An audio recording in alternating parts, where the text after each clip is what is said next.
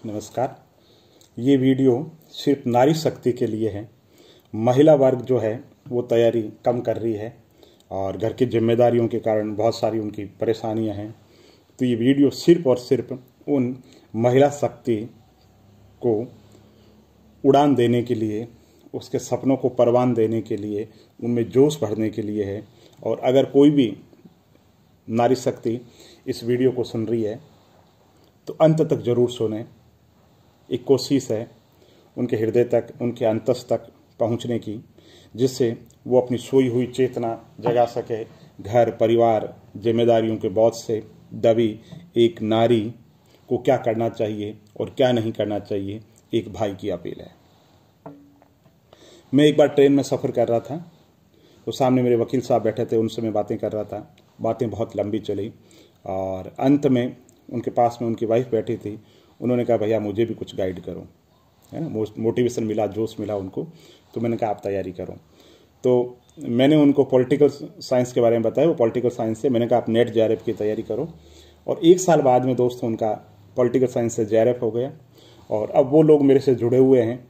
और उनके जो दो शब्द है कृतज्ञता के लिए, उन्होंने धन्यवाद कहा तो मेरा रोम रोम खिल गया।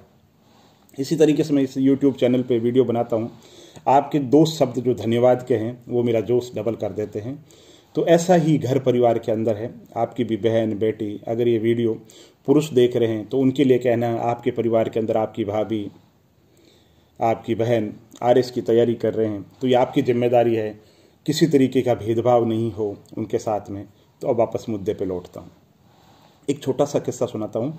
मेरे दादी जी कहा करते थे, गांव के अंदर कोई एक नई औरत, उसकी नई नई शादी हुई और ससुराल से रोज़ बात करे कि माँ मेरा तो काम ही नहीं हो रहा, ये है वो है, ये है वो है, परेशान। ठीक है। तो कुछ दिनों बाद संयोग से माँ वहाँ पे गई और कहा कि बेटा बता क्या दिक्कतें हैं, है ना। तो बताइए, ये काम है, ये काम है, ये काम है, ये काम है। मतलब मैं तो सुबह उठती हूँ तभी चिंता में रहती हूँ, काम है, कैसे होगा कैसे होगा।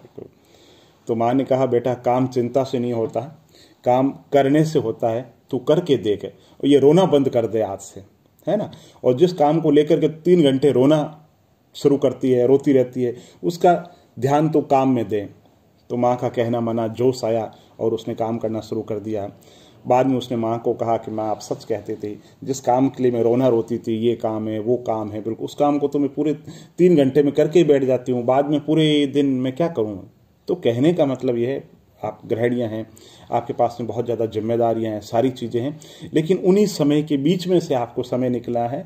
आप प्राथमिकता तय करें। आप अपने घर परिवार को समझाइए कि ये घर का जो चूल्हा चौका, ये जो काम है ये महत्वपूर्ण है, लेकिन ये इतना भी महत्वपूर्ण नहीं है। मुझे 3 महीने या 1 साल का समय दे दीजिए और इन चीज़ों से मुझे निवृत्त कर दीजिए। आप अपनी सास से कहिए, आप बहन रूपी ननद से कहिए, आप अपने पतिदेव से कहिए, आप अपने देवर से कहिए कि मैं जीवन के अंदर कुछ करना चाहती हूँ। और विथ हम्बल एटीट्यूड कहिए, रिक्वेस्ट के भाव के अंदर कहिए, लेकिन दीनता हीनता भी नहीं होनी चाहिए। बिल्कुल आप कहिए मुझे तैयारी करनी है। दोस्तों, नारी शक्ति जब आप आगे बढ़ेंगे तो समाज आगे बढ़ेगा।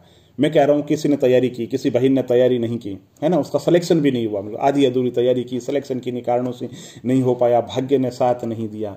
लेकिन मैं दावे से कह सकता हूँ कि वो जो महिला जिसने तैयारी की, जिसका सिलेक्शन नहीं हुआ, लेकिन आगे चलकर कि अगर किसी का बेटा आरएस या आईएएस बनेगा, राज्य प्रशासनिक सेवा में चयनित होगा या जीवन में किसी भी ऊंचे मुकाम पर मुकाम हासिल करेगा, तो उसकी नारी की पढ़ाई वहां पर काम आएगी। पढ़ाई कभी भी बेकार नहीं जाएगी। पुरुष बहुत सारे कामों में रहता है, सामाजिक भटकाव रहता है, इधर उधर रहता है, लेकिन नारी जो शक्ति है वो मुद्दे पे रहती है ना, समस्या पर केंद्रित की हुई रहती है, इधर उधर भटकाव नहीं है। तो मैं कह रहा हूँ 1% आप कोई तैयारी कर रही है और आपका सिलेक्शन नहीं भी हुआ है, तो आपके बेटों के लिए, आपके पोतों के लिए, आपकी दोहितों के लिए आप एक फ्रेंड, गाइड और फिलोसफर बन करके उनका पथ प्रदर्शन करेंगी। आप पढ़िए, आप में बहुत अनंत संभावनाएं हैं। पुरुष की तरह भटकाव भी नहीं है, इधर उधर बातों में ध्यान नहीं है। इसीलिए जब रिजल्ट आते हैं, आज देखो महिला वर्ग का प्रतिनिधित्व तो बहुत ज़्यादा बढ़ता जा रहा है। क्यों बढ़ता जा रहा है?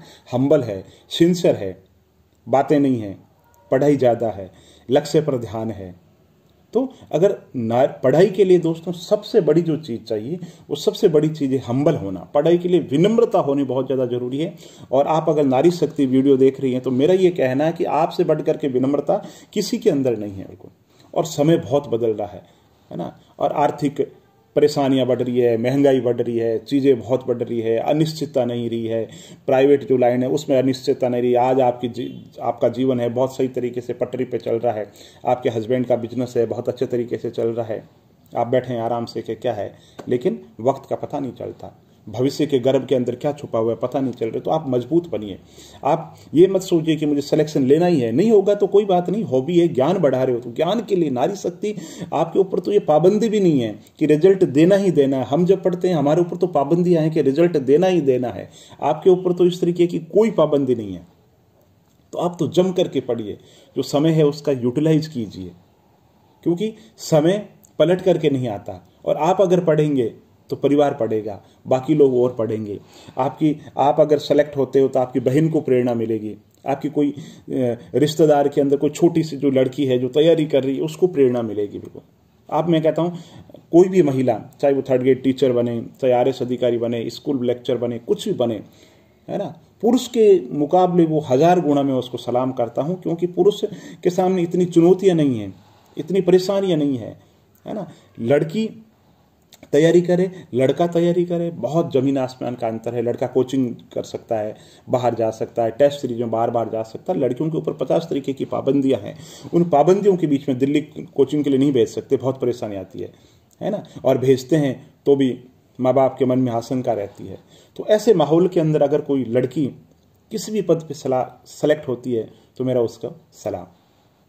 ये वीडियो बोलते हुए मैं थोड़ा भावुक होता जा रहा हूँ, लेकिन मेरा कहने का मतलब सिर्फ इतना ही है कि आप जम करके पढ़िए, आप खुद पढ़िए, अपनी बहन को पढ़ाइए।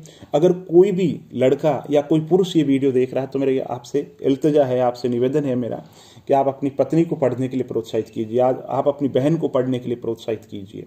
और मुझे जैसे मैंने बताया था ट्रेन में सफ़र कर रहा था, मैं आज भी कभी ट्रेन में सफ़र कर रहा हूँ तो बस में सफ़र कर रहा हूँ तो मेरे सामने जो युवा बैठा रहता है मैं उससे बहुत बातें करता हूँ।